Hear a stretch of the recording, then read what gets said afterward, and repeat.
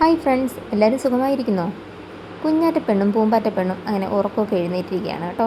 6:30 ആയപ്പോഴാണ് രണ്ടുപേരും എഴുന്നേറ്റത്. ആ ഒരു സമയത്താണ് എനിക്കും എഴുന്നേൽക്കാൻ കഴിയുന്നതേ. രാവിലെ തന്നെ ചേട്ടൻ അടുക്കളയിലെത്തി ചോറും കറിയൊക്കെ വെക്കുകയാണ്. ആ ഒരു സമയത്ത് ഇവരെ എടുത്തുകൊണ്ട് പോകാൻ കഴിയില്ല കേട്ടോ. വെളുപ്പിനെ ആയതുകൊണ്ട് അവർ അടുക്കളയിൽ വന്നാൽ ഒരു പണിയും ചെയ്യാൻ സമ്മതിക്കത്തില്ല. അതുകൊണ്ട് തന്നെ ഒരാൾ കൂടെ എപ്പോഴും ഉണ്ടായിരിക്കണം. അതുകൊണ്ട് ഞാൻ മക്കളുടെ കൂടെ ഉണ്ടായിരുന്നു. അതിനുശേഷം മക്കളെ എടുത്ത് അടുക്കളയിലേക്ക് വന്നു. ആ ഒരു സമയം ചേട്ടൻ കുറച്ച് ജോലിയെല്ലാം ഒതുക്കി വെച്ച ശേഷം കടയിലേക്ക് അത്യാവശ്യത്തിന് പോയതാണ് കേട്ടോ. ആ ഒരു സമയത്ത് നമ്മൾ വന്നു കഴിഞ്ഞാൽ നേരെ അച്ഛൻ്റെ അടുത്തേക്കാണ് ചെല്ലുന്നത്. അച്ഛനായിരിക്കും രാവിലെ മക്കളെ നോക്കുന്നത്. കുറച്ച് നേരം പുറത്ത് സമയം സ്പെൻഡ് ചെയ്യും. ഒരു സമയത്ത് ചേട്ടൻ ഉണ്ടാക്കി വെച്ച കറി എന്തൊക്കെയാണെന്ന് നോക്കുകയാണ്. മത്തങ്ങ കറി ഉണ്ടായിരുന്നു, മീൻ കറി ഉണ്ടായിരുന്നു, മീൻ വറുത്തത് ഉണ്ടായിരുന്നു, രസം ഉണ്ടായിരുന്നു, പിന്നെ ചീരത്തോരൻ. രാത്രി ഇന്ന് ചീര അരിഞ്ഞു വെച്ചിട്ടുണ്ടായിരുന്നു. ചീരത്തോരൻ ഞാനാണ് വെച്ചിട്ടുണ്ടായിരുന്നത്. കാരണം ആ ഒരു സമയത്ത് തേങ്ങ തീർന്നിട്ടുണ്ടായിരുന്നു. ഞാനത് ഓർത്ത് പറഞ്ഞിട്ടില്ലായിരുന്നു. അതുകൊണ്ടാണ് ചേട്ടൻ അത് രാവിലെ വാങ്ങിക്കാനായിട്ട് പോയിട്ടുണ്ടായിരുന്നത്. കറിയെല്ലാം നല്ല ടേസ്റ്റ് ഉണ്ടായിരുന്നു. ഒന്ന് ചെക്ക് ചെയ്തിട്ടുണ്ടായിരുന്നു. സൂപ്പറാണ്. ചേട്ടൻ്റെ കൈ കൊണ്ട് എന്തുണ്ടാക്കിയാലും നല്ല രുചിയുള്ളതാണ്. പിന്നെ പാത്രമെല്ലാം ഞാനായിരിക്കും വന്നിട്ട് കഴുകിയിട്ടുണ്ടാവുക. രാത്രിയിലെ പാത്രങ്ങളും അതെല്ലാം ഒരുപാടുണ്ടായിരുന്നു കേട്ടോ. അതെല്ലാം കഴുകി അടുപ്പിൻ്റെ അവിടെ എല്ലാം വൃത്തിയാക്കി. പിന്നെ കുഞ്ഞുങ്ങളെ കുളിപ്പിക്കാനുള്ള വെള്ളം ചൂടായിട്ടുണ്ടായിരുന്നു. നമുക്ക് കുടിക്കാനുള്ള വെള്ളം, ചോറടുപ്പിലാണ് വയ്ക്കുന്നത്, അതെല്ലാം അടച്ചിട്ടുണ്ടായിരുന്നു. ഇതാണ് ചീര അരിഞ്ഞ് വെച്ചിരിക്കുകയാണ് വേവിക്കാനുള്ളത്. പിന്നെ ചേട്ടൻ വന്നിട്ട് കുറച്ച് തേങ്ങയൊക്കെ തിരുവിയൊക്കെ തന്നിട്ടുണ്ടായിരുന്നു. പിന്നെ നമുക്ക് കുടിക്കാനുള്ള ചായയും അച്ഛന് കുടിക്കാനുള്ള തേയിലവെള്ളമെല്ലാം ഇട്ടിട്ടുണ്ടായിരുന്നു. ചേട്ടൻ ഒരു 7:30 ആകുമ്പോൾ തന്നെ ഡ്യൂട്ടിക്ക് പോകും കേട്ടോ. ആ ഒരു സമയത്ത് തന്നെ നമ്മളിതെല്ലാം വെച്ച് റെഡിയാക്കി ചേട്ടന് ചോറ് കൊടുത്ത് ഇടുകയാണ് ചെയ്യാറുള്ളത്. ചില ദിവസങ്ങളിൽ അങ്ങനെ ചോറ് കൊണ്ടുപോകാറില്ല. പിന്നെ ചീരയെല്ലാം അതിനകത്ത് തേങ്ങയെല്ലാം ഞെവിടി മാറ്റി വെച്ചു. അത് വേവിക്കാനായിട്ട് അടുപ്പിലോട്ട് വെക്കാൻ തുടങ്ങി. പിന്നെ ചേട്ടന് കൊണ്ടുപോകാനുള്ള ചോറ് തണുപ്പിക്കാനായിട്ട് വെച്ചു. ആ ഒരു സമയത്ത് മക്കളെ ഹാളിലാണ് ആക്കിയിരുന്നത്. അവിടെ കുരുത്തക്കേടുകളും മറ്റുമാണ്. ആ ഒരു സമയത്ത് അച്ഛൻ ആ ഒരു സ്ഥലത്തുണ്ടായിരിക്കും. ആ ഒരു സമയത്താണ് ഞാൻ അടുക്കളയിലെത്തി കുഞ്ഞുങ്ങൾക്ക് വേണ്ട കുറുക്കുണ്ടാക്കി ചേട്ടന് വേണ്ട ചായ ഇട്ട് അച്ഛന് വേണ്ട തേയിലവെള്ളം ഇട്ട് റെഡിയാക്കുന്നത്. ചേട്ടൻ അപ്പോഴത്തേക്ക് മേളിലേക്ക് പോയി റെഡിയാകാൻ വേണ്ടി പോവുകയാണ് കേട്ടോ.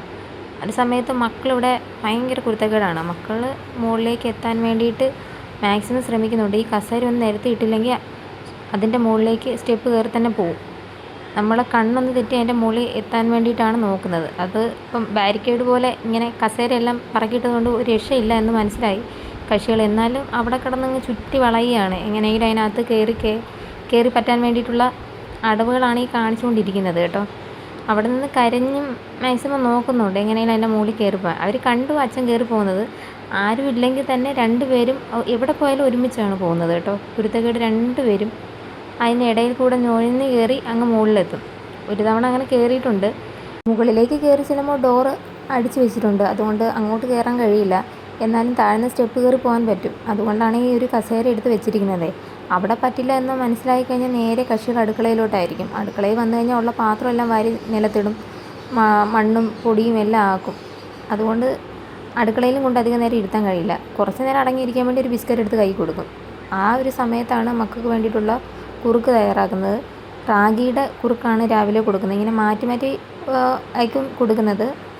ഒരാഴ്ച വീതം ഓരോന്നായിരിക്കും കൊടുക്കുന്നത്. ഇപ്പം റാഗിയുടെ കുറുക്കാണ് കൊടുക്കുന്നത്. കുറച്ച് നേരം ബിസ്ക്കറ്റൊക്കെ കടിച്ചുകൊണ്ട് അവിടെ ഇരിക്കുകയാണ് രണ്ടുപേരും. ഇതിനിടയിൽ തന്നെ അടുപ്പിൻ്റെ അടുത്തേക്ക് പോകും കേട്ടോ. ഗ്യാസൊക്കെ ഇരിക്കുന്നതുകൊണ്ട് നമുക്ക് ഭയമാണ്. അധികം നേരം അതുകൊണ്ട് അടുക്കളയിൽ അങ്ങനെ ഇരുത്താറില്ല രണ്ടുപേരെയും. അടുക്കളയിൽ വന്നു കഴിഞ്ഞാൽ മൊത്തം മണ്ണും പൊടിയാക്കി എന്തെങ്കിലുമൊക്കെ വാരി തട്ടിയിട്ടിട്ടേ രണ്ടുപേരും പോവുള്ളൂ. അവർക്ക് എത്ര കളിപ്പാട്ടം ഉണ്ടെങ്കിലും ഞാൻ ചെറിയ ചെറിയ ഷോർട്ട് വീഡിയോയിൽ കാണിക്കാറുണ്ടല്ലോ, അവർ അടുക്കളയിൽ വന്ന് പാത്രങ്ങൾ വാരി ഇട്ട് കളിക്കുന്നതിനാണ് ഇഷ്ടം. അതിനിടയിൽ കൂടി ഞാൻ ചീര ഉണ്ടാക്കി മക്കളുടെ കുറുക്കൊക്കെ സെറ്റാക്കി വെക്കുകയാണ് കേട്ടോ. അത് കറക്റ്റ് അളവിൽ തന്നെ നമ്മൾ ചെയ്ത് കൊടുക്കണം. ഒരുപാട് ഉണ്ടാക്കി വെച്ച് കഴിഞ്ഞാൽ രണ്ടുപേരും അങ്ങനെ കഴിക്കില്ല. വലുതായി വരുന്തോറും അങ്ങനെ ഫുഡിനോട് വലിയ താല്പര്യമില്ല. അതുകൊണ്ട് കൊടുക്കുന്ന ഫുഡ് തന്നെ നമ്മളെപ്പോഴും കൊടുത്താൽ അവർക്ക് ഒരു മടിയാണ്. അതുകൊണ്ട് ഇങ്ങനെ മാറ്റി മാറ്റിയാണ് ഇപ്പോൾ കൊടുക്കുന്നത്. കണ്ടോ, മാവും പൊടിയും എല്ലാ പാത്രങ്ങളും വാരി വലിച്ചിടാൻ നോക്കിയാണ്. ആ ഒരു സമയത്ത് ചേട്ടന് കൊണ്ടുപോകാനുള്ള ഫുഡ് ഞാൻ എല്ലാം വിളമ്പി വയ്ക്കുകയാണ്. പിന്നെ അത് പൊതി കെട്ടുന്ന സമയത്ത് ചേട്ടൻ വന്ന് പൊതി കെട്ടിയിട്ടുണ്ടായിരുന്നു. കറിയും മീൻ വറുത്തതും ചീരത്തോരനും അച്ചാറുമാണ് ചേട്ടൻ കൊണ്ടുപോയിരുന്നത്. മത്തങ്ങ കറി എടുത്തിട്ടില്ലായിരുന്നു. അധികം കറി ഉണ്ടാക്കി വെച്ചിരുന്നാലും ചേട്ടൻ അങ്ങനെ അധികം ഒന്നും കഴിക്കാറില്ല. ഫുഡ് ഞാൻ തോനെ വിളമ്പി വയ്ക്കുന്നതിന് മിക്ക ദിവസങ്ങളിൽ എനിക്ക് വഴക്ക് കേൾക്കാറുണ്ട്.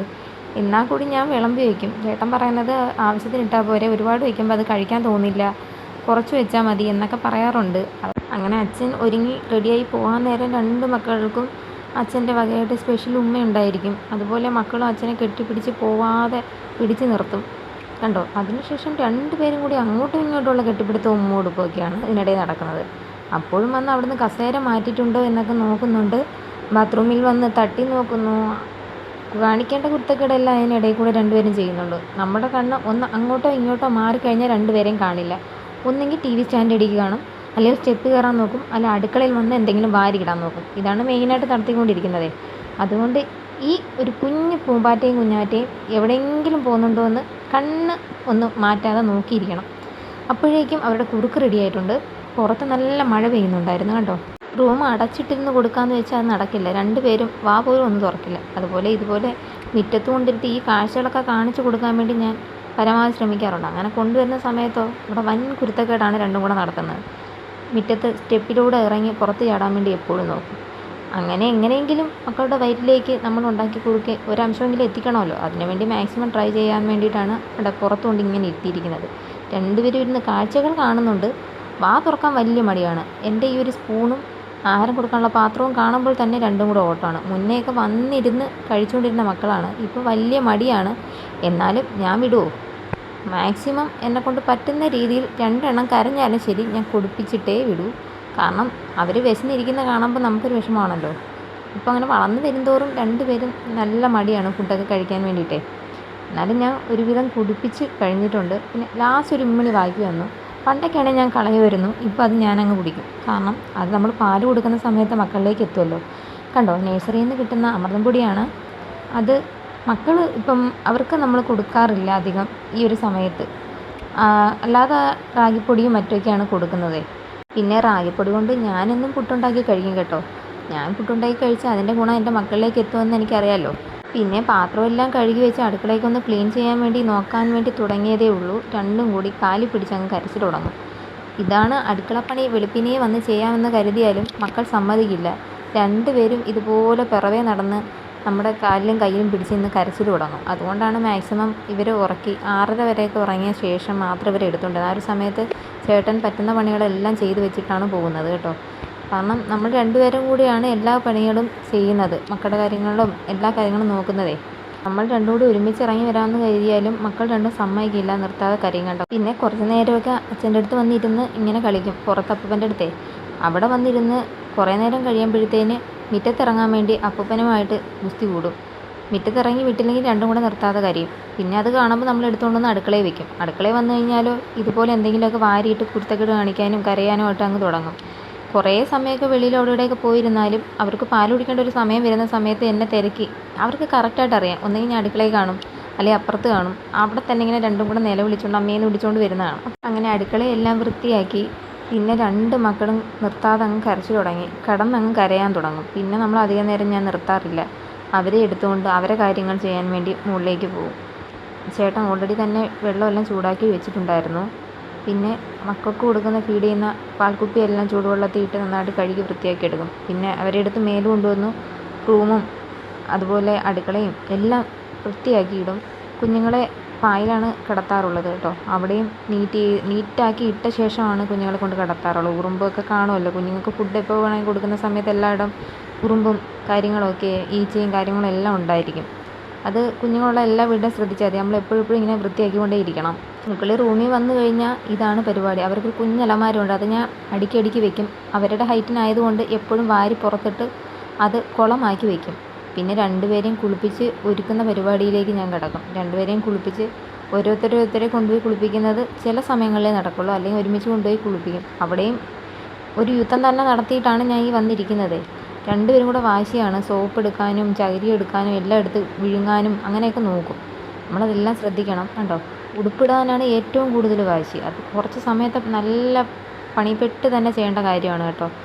ഇരുന്ന് തരത്തില്ല. പിന്നെ വിറ്റാമിൻ D3 അത് 1 വയസ്സ് വരെ കൊടുക്കണമല്ലോ.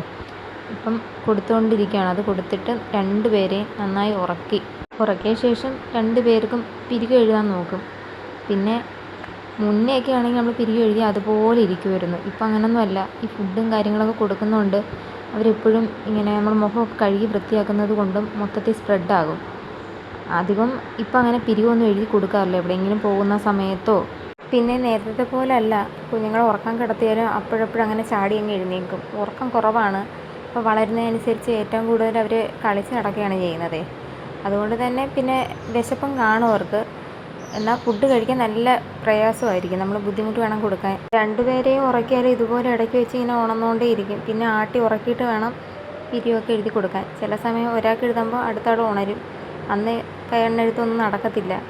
പിന്നെ ഇങ്ങനെ ഉണർന്നും കരഞ്ഞും നിലവിളിച്ചൊക്കെ ഇരിക്കുക. അതിനിടയിൽ രണ്ടുപേരും ഉറങ്ങിയ ശേഷമാണ് ഞാനൊന്ന് പോയി കുളിക്കുന്നത്.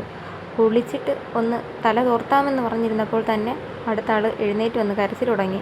കണ്ടോ, ഞാൻ തോർത്തിക്കൊണ്ടിരുന്നപ്പോൾ തന്നെ എഴുന്നേറ്റ്. അവർക്ക് അറിയാം കൃത്യമായിട്ട് ഞാൻ ഈ മുറി കാണുമെന്ന്. കരഞ്ഞുകൊണ്ട് എൻ്റെ അടുത്തേക്ക് വരികയാണ്. പിന്നെ തല തോർത്തൊക്കെ അവിടെ വെച്ച് സ്റ്റോപ്പ് ചെയ്ത് മക്കളെ എടുക്കുകയാണ് ചെയ്യുന്നത്. ഇതാണ് ഡെയിലി നടക്കാറുള്ളത്. അവർ പൂച്ച ഉറക്കമാണ്, ഒരു 10 മിനിറ്റ് ആ രീതിയിലുള്ള ഉറക്കമായിരിക്കും. അതുകൊണ്ട് തന്നെ ഒരാൾ ഉറങ്ങുമ്പോൾ അടുത്ത ആൾ ഇങ്ങനെ ഉണരും. അങ്ങനെ മാറി തിരിഞ്ഞും ആട്ടി ഉറക്കിയിരിക്കണം. അതാണ് 2 മക്കളുണ്ടെങ്കിലുള്ള കാര്യം എന്ന് പറയുന്നത്. അതാണ്, ഒരാളെ നോക്കുന്ന കണക്കല്ല, അത്ര എളുപ്പമുള്ള കാര്യമല്ല 2 കുഞ്ഞുങ്ങളെ ഒരേ സമയം ഹാൻഡിൽ ചെയ്ത് പോകുന്നതെന്ന് പറയുന്നത്. കാരണം ഒരാൾക്ക് ചെയ്തു കൊടുക്കുന്ന എല്ലാ കാര്യങ്ങളും അടുത്ത ആൾക്കും അതുപോലെ ചെയ്യണം. പിന്നെ ഒരാളെ എത്ര കെയർ ചെയ്ത് നോക്കുന്നോ അതുപോലെ അടുത്ത ആൾക്കും ചെയ്യണ്ടേ. പിന്നെ ഞാൻ ഉറക്കാൻ നിന്നില്ല, കാരണം എനിക്ക് വിശക്കുന്നുണ്ടായിരുന്നു. അവർക്ക് ഫീഡ് ചെയ്യുന്നത് കൊണ്ട് തന്നെ എനിക്ക് നല്ല വിശപ്പാണ്.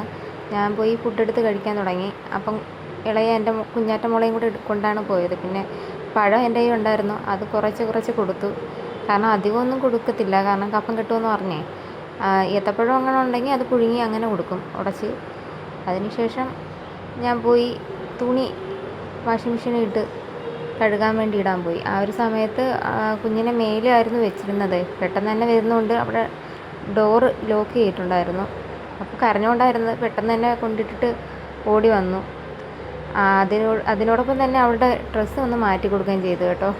അവൾ പഴമൊക്കെ കഴിച്ച സമയത്ത് കുറച്ച് വെള്ളം കൊടുത്തായിരുന്നു, അത് ഒന്ന് തുപ്പി ദേഹത്ത് മൊത്തം ആയിട്ടുണ്ടായിരുന്നു. അങ്ങനെ ഉടുപ്പൊക്കെ മാറ്റി പിന്നെ കുറച്ച് നേരം കൂടി ഒന്ന് ആട്ടി ഉറക്കി കിടത്താൻ ശ്രമിച്ചു. കുറേ നേരം എടുത്തു.